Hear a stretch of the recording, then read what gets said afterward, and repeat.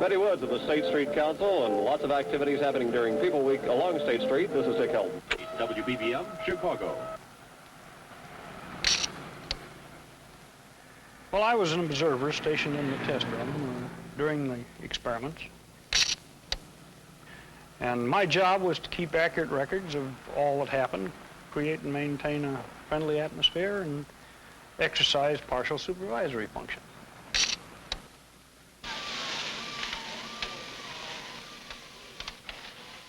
When they asked me would I like to work in a test room, I thought it was going to be something different than what they were doing. My name was Teresa Lehman at that time. Well, we liked it. All of us liked it. You know, every day we had to do something different. It wasn't the same thing over and over. We had men working with us, Mr. Heiberger and Mr. Chipman. Mostly Mr. Chipman, he was there with us all the time. He was nice. He was real nice. Hi, Mr. Chipman. Hi, Fuller.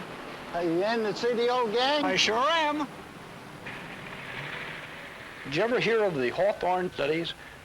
There probably isn't a textbook on human relations that doesn't mention the Hawthorne studies. 1924 was the year it started.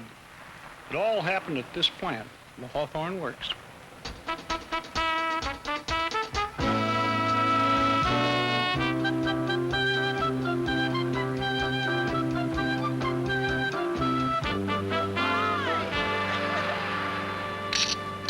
Teresa.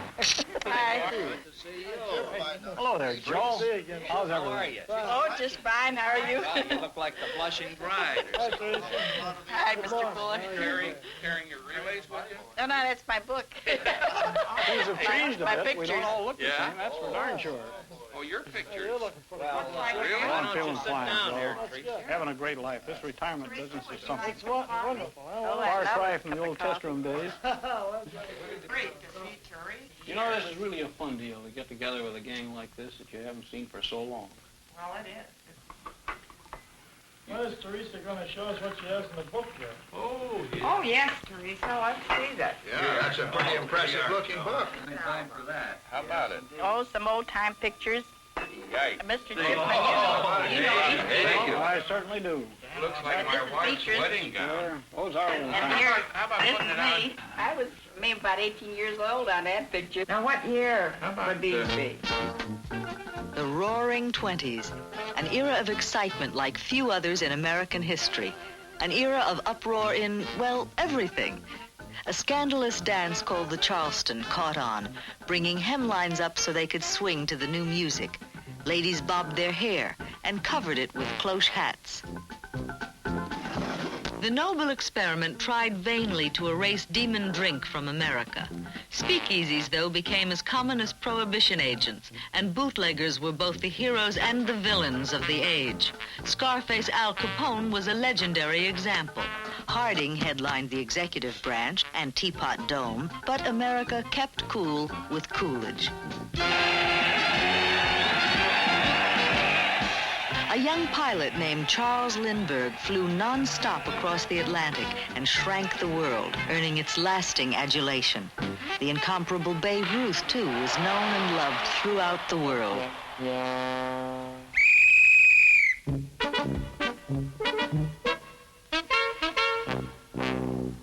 But perhaps the grandest star of the era was the automobile. Nothing in the 20s revolutionized the lifestyle of Americans more than the incredible motor car. Henry Ford's development of the assembly line boosted both employment and wages and set off the modern American Industrial Revolution.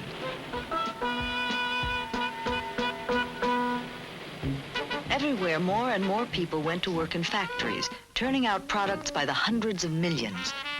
But somewhere along the assembly line, the workers often got lost in the rush of production.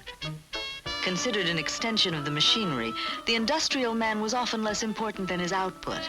Working conditions were difficult, supervision usually autocratic, and benefits non-existent for most workers. In sweatshops and even in better factories, it was production that mattered. At Western Electric's Hawthorne Works in Chicago in the 1920s, telephone equipment was being manufactured by 40,000 people. what Hawthorne employees had received their company-paid pension plan back in 1906. They had vacations 1 week after 5 years, and they had sickness disability pay. Hawthorne was considered a progressive place to work. Those who worked at Hawthorne were really respected in the neighborhood. It was considered quite a privilege to be working here. At this and 3 other companies in 1924, the National Academy of Science began an experiment to determine how illumination affects worker efficiency. The premise was that output would improve if the lighting of work areas was improved. Something very curious happened when new experimental lights were installed. Output went up among those employees being studied, and also among those whose lighting had not been changed. And most puzzling of all, it continued to go up even when lights were turned down. Having proved nothing, these studies were called off by the National Academy. It might all have ended there. Doing pretty good there, Dan. It looks like a good cigar, too. Oh, that's a dandy. Oh, that's... We're talking about the 20s. Oh, the 20s. Oh, that's a long Oh, time. that's in another era. Yeah, Here's a picture. Yeah, that's the test room there. Let's open it to that, because that's the test room group. Now that is the heart of the study. Chip, where were you then? I was over in this direction, in front of the girls. What position did you have, Teresa? I'm the one in the middle, the blonde there. Yes, sir. The chute. Can you see the chute on there? Here. Oh, here you There's are. our picture. There's the chute. I remember when they dropped it. Relay making was picked for a new experiment when Western Electric alone decided to probe the inconclusive results of the illumination studies. 6 young women assembled the electromagnetic switches while rest breaks and different hours were tried. It was the core of what would later be called the Hawthorne studies, industry's first scientific inquiry into employee attitudes. Continuing changes in routine were freely discussed with the workers, whose output as well as involvement in the project increased dramatically. Each completed relay was counted by a tireless tape, which recorded an overall production increase of 30%. In this small room for more than 5 years, observers studied workers producing more in less time than ever before. Industrial history was in the making. Earlier, Hawthorne's George Pennock brought the Harvard Business School into the studies. Associate Dean George Lombard. Harvard became connected with the Hawthorne studies soon after Mr. Pennock had heard Elton Mayo give a talk in New York.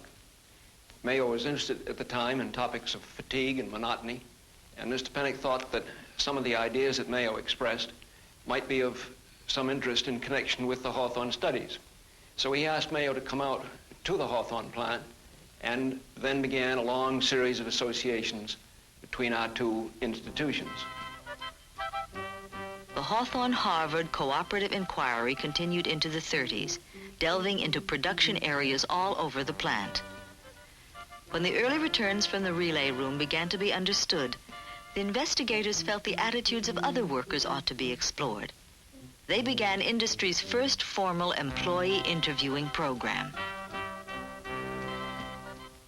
Some 20,000 Hawthorne people aired their feelings about their jobs, their supervisors, their working conditions, about anything and everything. In other experiments, investigators found the first clues to the social organization of people at work, an organization that seemed to have as much or even more impact on output than anything management did. Though not all the results were as dramatic as the relay room, in general, output increased wherever these tests were tried. The investigators found industry had never tapped the workers' real worth and sent the massive proof back to Harvard for compilation. When the studies were finished, the late Bill Dixon and Fritz Roethlisberger came back to Harvard with a ton of material of records that had been kept and accumulated during the studies. And they began the long and careful job of writing up the studies and stating the findings in a systematic way. This work resulted in the publication of Management and the Worker, which has now gone through many printings and has become a book that is well known not only to college and graduate students, but also to professional workers in personnel, in business and other kinds of organizations. The point of view which gradually emerged from the studies was to regard a business organization as a social system. Everyone knows that people are important in business, but a way of thinking which allowed the satisfactions and dissatisfactions of workers to be thought about in relationship to output and productivity, and to allow new studies and new actions to be taken, had not been available before. This is the real contribution of the Hawthorne studies.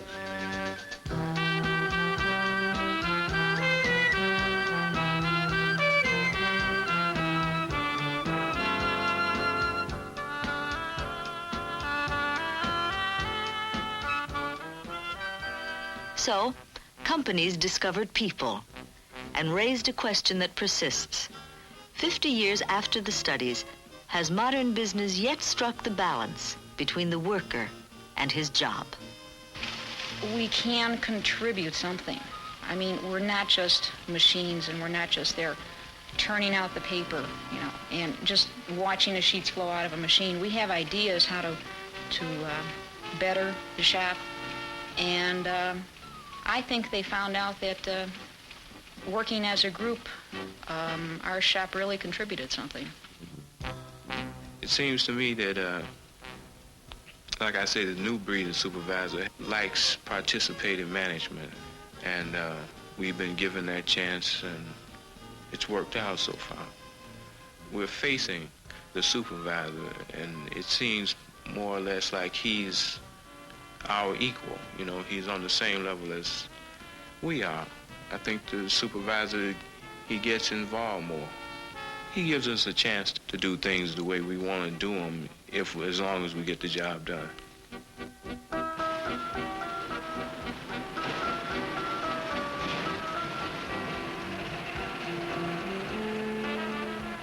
Supervisory attitude is altogether different than it was in those days. You know, you can sit down and talk to the supervisor and tell him something about the job. He'll listen. Years ago, he knew everything.